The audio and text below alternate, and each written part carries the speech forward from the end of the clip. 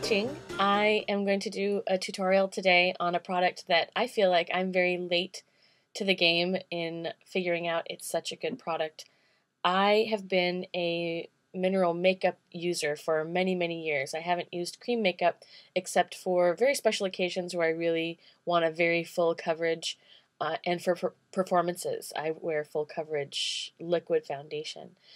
So it really hasn't been on my radar to pay attention to what the new products have been in the last probably 7 years or so in liquid foundations, beyond what I was already using.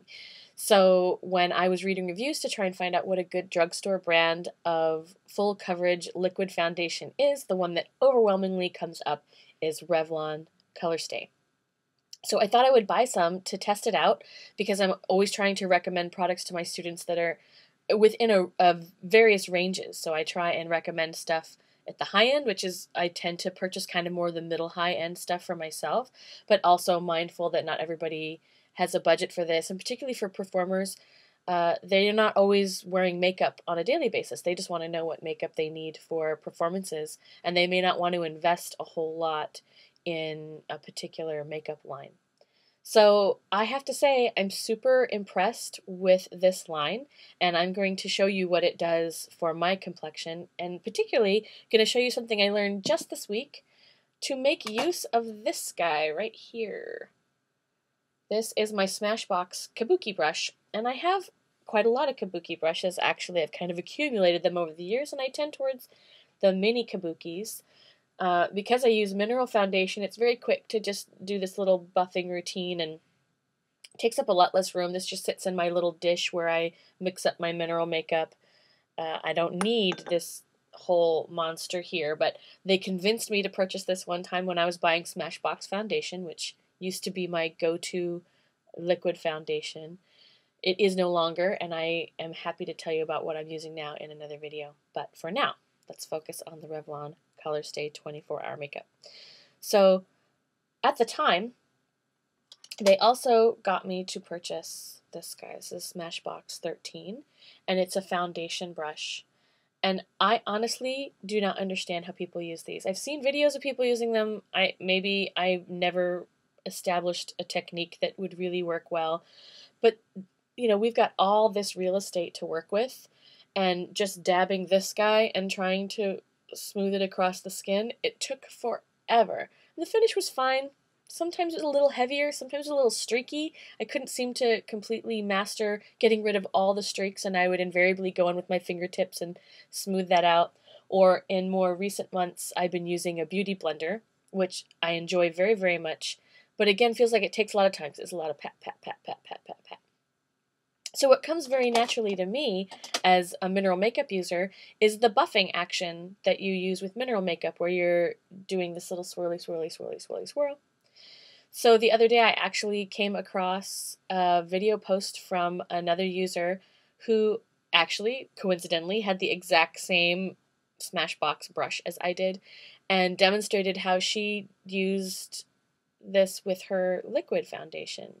I've seen a lot of videos with flat top stippling brushes, but I had never seen anyone use actually a Kabuki brush. Maybe this is a thing everybody does, and again, I'm late to the party on this, but I can't tell you how thrilled I am with the results that I've gotten and how quick it goes on, which is big for me. If I'm not going through a ritual of getting ready for performance or the ritual of getting ready for going out for a night out, daily makeup really should not take more than maybe, 5-10 minutes. So what we're going to be focusing on today is how to get this guy, really good price, really good coverage, on with this guy. So I cracked my little guy open, and I'm going to use the back of my hand for a palette. It's very handy to use your hand for a palette, and if you're not doing somebody else's makeup, there's no reason to be squeamish about that as long as your hand is clean. And I certainly hope it is, then it shouldn't be a problem. So I have, an amount of foundation on there that I think I'm going to use, and I'm just going to start to kind of roughly dab it over my face. And I focus it kind of towards the center of my face because I'm going to work outward with it. I don't want to start outward and work inward. I'm sure other people do it differently, but that's how I do it. All right, so we'll start with that. Take my little guy here out of the way, and just do that familiar buffing action that I already do with my mineral makeup. Buff, buff, buff, and I'm going to buff towards the nose. Any place that you have any creases or nooks or crannies, like around your nose or maybe fine lines around your mouth or eyes, that's the last place that you want to hit with this. So you don't want to start there and start rubbing it in. That will tend to settle into those creases. So I started on the smoothest planes of my face, working outward, and then moving, once there's a little less product to push around, then and only then moving towards any areas that have a little bit of texture to them, you might say. Anywhere that there might be wrinkles or creases in your skin. So again, buffing, buffing, buffing. Bringing some up on the nose, bringing it out towards the edge of my face.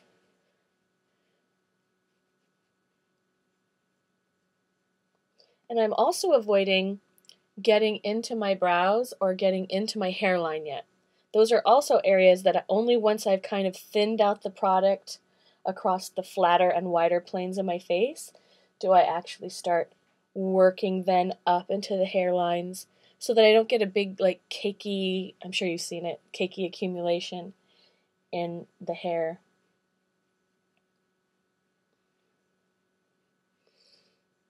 Okay, so I'm just going to dab a little bit. I didn't quite get enough towards my nose here.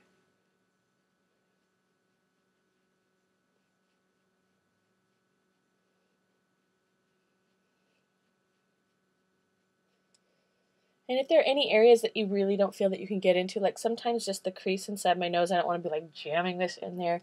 I'll just come back later with a little bit on a concealer brush just to cover any areas that I might have missed. And then whatever's left on my hand afterwards, I swipe under my chin here, and then I buff it down my neck and onto my chest so I can start to transition that color better. I have a very red chest, and so I try to be mindful of not just stopping my blending here at the neck. I try and blend it down a little more myself. You may not need to go quite so far down to get a good blend, but that's what I do.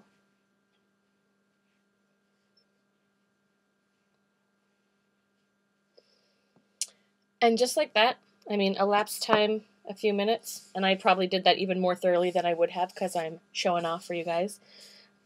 I have this nice smooth finish. It doesn't feel heavy, which is really important to me. Mineral makeup, part of the reason why I fell in love with it is because it feels so light on my skin.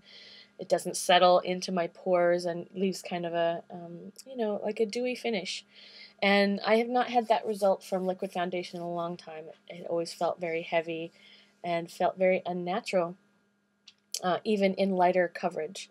So the result here is very similar to what I get out of my mineral makeup. I like to use setting powder. I prefer the finish with a little setting powder. You may choose something with a little shimmer or a totally matte, whatever, depending on the finish that you want. And I'm just gently kind of pressing and pushing this around my face. I'm not just do-do-do-do-do-do-do, because you'll actually push off all the powder that you put on if you get too crazy with the motion. So just pressing and buffing that in. And just like that, I have a clean palette, a clean canvas is the word I'm looking for, a clean canvas for my makeup to go on. Just like that. So the kind of Kabuki brush that I would recommend for this, and I haven't been doing this very long, but like I said, I have a lot of Kabuki brushes at my disposal. I have ones that are much looser, softer, and ones that are more stiff. And for this, especially with full coverage foundations, which are a little bit heavier as a product, using something with a nice dense head on it I think works best. But definitely, buy something nice, buy something soft. I've also bought very cheap Kabuki brushes, and sometimes it feels a little sandpapery, when you're rubbing it on your face. And the softer it is, the more enjoyable your ritual of getting ready is going to be.